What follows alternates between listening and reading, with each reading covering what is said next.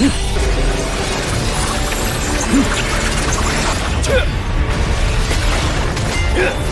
尖锥的威力，这忽略了这座岛屿。我们虽探索了整片水域，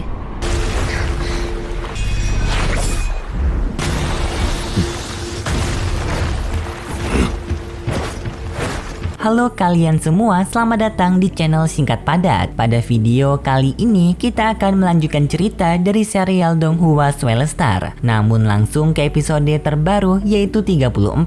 Karena setelah Mimin lihat dari data YouTube, banyak dari kalian yang sudah menonton episode terdahulu. Tenang saja, Mimin akan sedikit memberitahu kilas balik dari cerita sebelum episode 34. Yang dimana pada cerita sebelumnya, pemimpin Hong dengan dibantu teman baiknya Lei Shen berhasil membunuh monster tentakel yang baru saja naik ke level kaisar, yaitu monster yang dulu menguasai Pulau Kabut. Di sana juga para kesatria dewa perang lain juga berkumpul untuk membantu pertempuran. Dan setelah berhasil mengalahkan kaisar monster tentakel, mereka semua menyelam ke dalam lautan yang menjadi rumah monster tentakel. Karena mereka yakin jika rumah dari monster tentakel memiliki harta karun yang berharga, seperti kekuatan besar maupun artefak legendaris. Dan ingat, video ini merupakan cerita dari serial Donghua Swellstar yang artinya akan mengandung full spoiler. Cerita berlanjut dengan di dalam dasar danau, Lo Feng bersama Yaoro dan Bing Shan bekerja sama mencari harta karun peninggalan makhluk asing. Di sana mereka bertiga bertukaran informasi mengenai wilayah yang telah mereka jelajahi. Yaoro mengirim data kalau ia telah menjelajahi 36% dari wilayah danau. Bing Shan juga mengirim data kalau ia telah menjelajahi danau dengan jangkauan 41%. Sedangkan Lo Feng mengirim data kalau ia telah menjelajahi danau dengan jangkauan 81%. Hampir seluruh danau Lo Feng sudah jelajahi. Bing Shan bersama Yaoro yang mendapatkan data dari Lo Feng sangat terkejut karena mereka tak menyangka jika Lo Feng sangat pandai dalam berjelajah. Terlebih lagi Bing Shan menyadari jika Lo Feng sudah berkembang sangat pesat sejak terakhir kali mereka bertemu. Kekuatan pelacak dari spiritual Lo Feng sekarang sudah berada di atas sensor milik Bing Shan.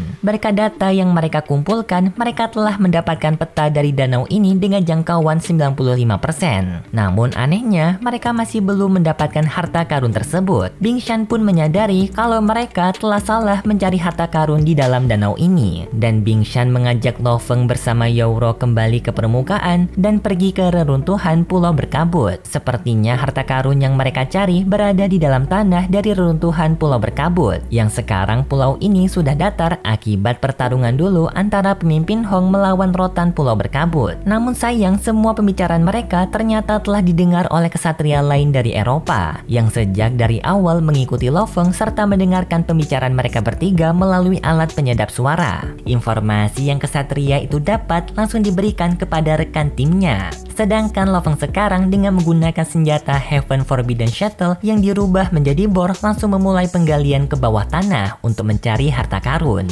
有一个地方还尚未涉足。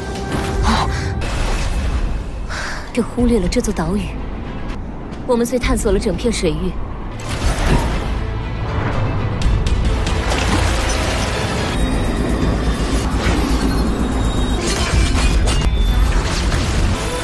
我能利用钻山锥变形而成的。 Setibanya Lo Feng di dasar dari Pulau Kabut, ia tiba kembali ke dalam gua yang dimana gua ini merupakan gua yang dulu Lo Feng pakai sebagai jalan tikus untuk mengganggu rombongan Ayah Wei yang dulu mengincar jantung dari roh tumbuhan. Pada saat itu, Lo Feng mengingat kalau gua ini dulunya sangat sunyi dan tidak ada satupun tanda-tanda kehidupan. Namun sekarang ada yang aneh karena Lo Feng mencium aroma misterius yang menyengat di dalam gua. Lo Feng pun mencari dari mana aroma itu berasal, karena ia menyadari jika aroma ini berasal dari harta karun yang sedang mereka cari. Sampai pada akhirnya Lo Feng melihat adanya monster yang datang memutari kristal ungu melayang, yang ternyata para monster tersebut berkumpul karena ingin mengambil kekuatan dari kristal itu. 是从这个方向传来的。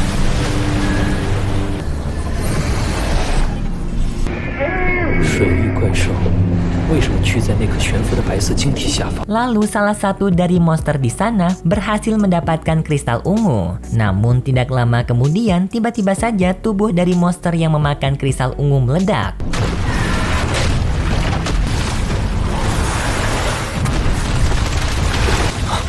yang sepertinya tubuh dari monster itu tidak kuat menampung kekuatan dari kristal itu, yang artinya kristal itu memiliki kekuatan yang sangat besar. Namun di saat yang bersamaan, tiba-tiba saja ada dua kesatria lain yang datang untuk merebut kristal ungu. Lo Feng pun tidak membiarkan hal tersebut terjadi dengan mengambil kristal ungu dengan kekuatan spiritualnya.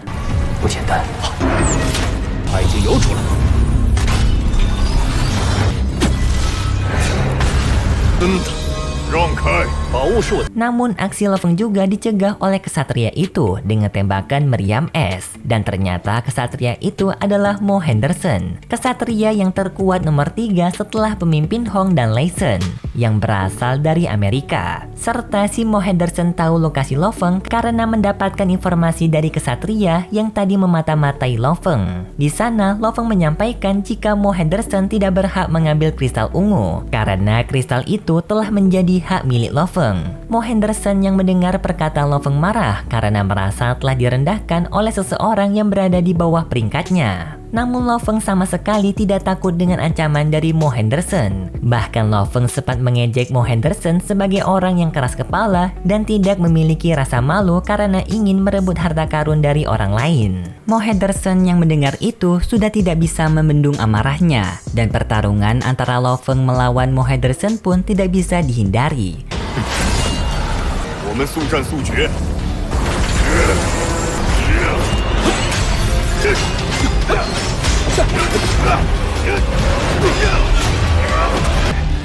以我九重雷刀的威力，还无法化。 Mereka berdua mulai menyerang satu sama lain untuk memperebutkan kristal ungu. Kekuatan Mo Henderson yang tangguh membuat Lo Feng sedikit kesulitan, namun kesulitan yang Lo Feng terima mampu Lo Feng balas dengan menggunakan jurus barunya yang ia pelajari dari penggunaan senjata Heaven Forbidden Shuttle.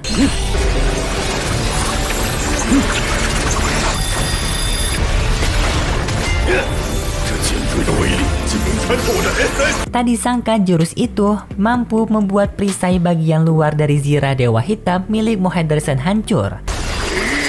你先伺候我的黑神队。 你只能将伤害完全成你会死。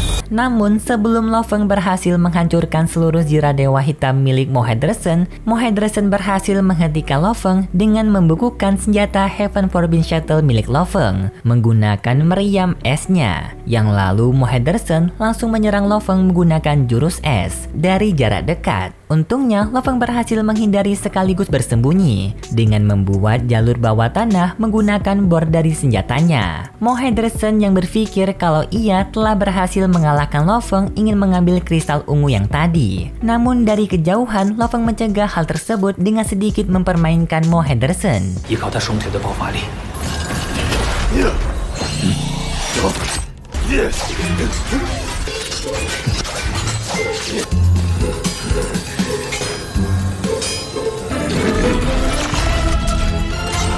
Dengan melemparkan kristal ungu itu menggunakan pisau kecil dari senjata Heaven Forbidden Shuttle. Yang terlihat Mo Henderson sedang dipermainkan oleh Lo Feng seperti anak kecil yang ingin mengambil permen dari orang dewasa. Mo Henderson pun sadar kalau dirinya sekarang sedang dipermainkan oleh Lo Feng. Mo Henderson yang sangat marah menyerang apapun yang berada di depannya secara brutal untuk memancing Lo Feng keluar. Namun di saat itu tiba-tiba saja muncul monster naga bumi yang datang memakan kristal ungu. Namun bukannya tubuh dari monster naga bumi meledak seperti monster tadi, monster naga bumi malah berevolusi menjadi lebih kuat, yang awalnya di tingkat Lord naik ke tingkat Raja Monster.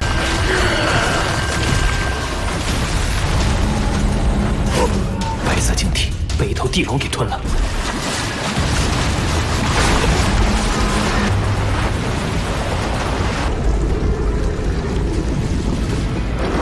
竟然长出了毒角。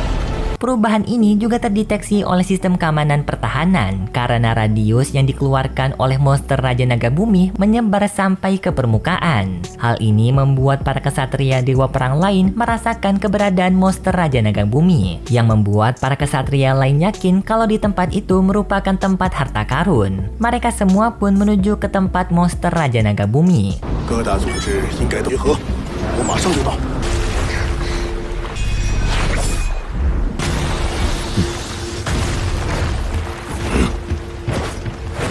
Dan di sana mereka bertemu dengan Lo Feng serta Mo Henderson yang sekarang mereka sudah tidak berkelahi karena mereka lebih memikirkan mengenai monster naga bumi, melihat bagaimana efek dari monster itu setelah memakan kristal ungu. Di saat itu tiba-tiba saja dari dalam gua keluar seorang kesatria yang membawa kristal ungu lainnya. Ternyata kristal ungu tersebut tidak hanya ada satu di dalam gua ini, tetapi karena si kesatria itu dikejar oleh monster naga bumi, ia terpaksa membuang kristal ungu untuk menyelamatkan dirinya, membuat monster naga bumi akan memakan satu lagi kristal ungu lainnya. Untungnya di saat itu domain milik pemimpin Hong muncul yang memperlambat waktu serta pemimpin Hong berhasil merebut kristal ungu sebelum dimakan oleh monster naga bumi.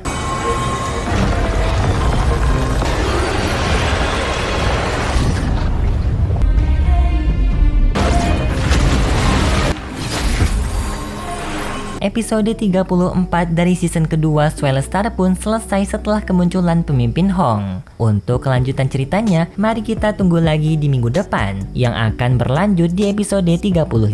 Bagi kalian yang tidak mau ketinggalan video terbaru dari serial Swell Star, bisa subscribe channel Mimin agar kalian dapat menerima notifikasi jika Mimin mengupload video terbaru. Mungkin hanya itu saja yang dapat Mimin sampaikan. Jika kalian suka dengan video kali ini, bisa like dan subscribe, dan sampai jumpa di video selanjutnya dari cerita Donghua Swell Star. See ya!